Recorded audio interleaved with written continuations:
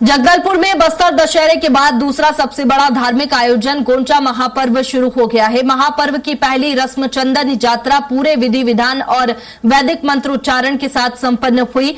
ज्येष्ठ पूर्णिमा के अवसर पर भगवान जगन्नाथ, बलभद्र और माता सुभद्रा की 22 विग्रहों को इंद्रावती नदी के पवित्र जल, पंचामृत और चंदन से स्नान कराया गया। इस दौरान देव स्नान के बाद भगवान जगन्नाथ 15 दिनों के अनशन काल में चले जाएंगे, जिसमें उनके दर्शन बंद रहेंगे। 15 दिनों बाद नेत्रोत्सव का आयोजन होगा और फिर गोंचा रथ यात्रा निकाली जाएगी। ये परंपरा लगभग 619 वर्षों से जगदलपुर में जगन्नाथपुरी की तर्ज पर निभाई जा रही है।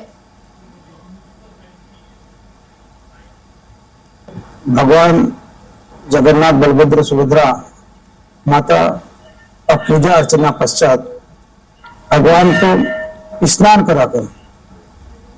कराया गया। तत्पश्चात वो आज अनशन काल में भगवान चले गए और 14 जुलाई तक अनशन काल पर रहेंगे।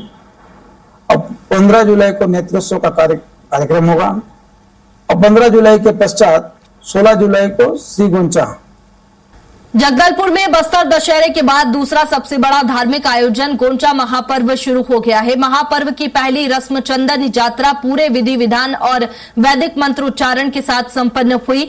ज्येष्ठ पूर्णिमा के अवसर पर भगवान जगन्नाथ, बलभद्र और माता सुभद्रा की 22 विग्रहों को इंद्रावती नदी के पवित्र जल, पंचामृत और चंदन से स्नान कराया गया। इस दौरान देव स्नान के बाद भगवान जगन्नाथ 15 दिनों के अनशन काल में चले जाएंगे, जिसमें उनके दर्शन बंद रहेंगे। 15 दिनों बाद नेत्रोत्सव का आयोजन होगा और फिर गोंचा रथ यात्रा निकाली जाएगी। ये परंपरा लगभग 619 वर्षों से जगदलपुर में जगन्नाथपुरी की तर्ज पर निभाई जा रही है।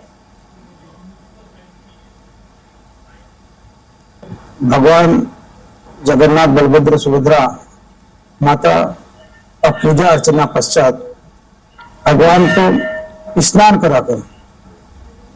कराया गया। तत्पश्चात वो आज अनशन काल में भगवान चले गए और 14 जुलाई तक अनशन काल पर रहेंगे। अब 15 जुलाई को नेत्रोत्सव का कार्यक्रम होगा और 15 जुलाई के पश्चात 16 जुलाई को श्री गोंचा।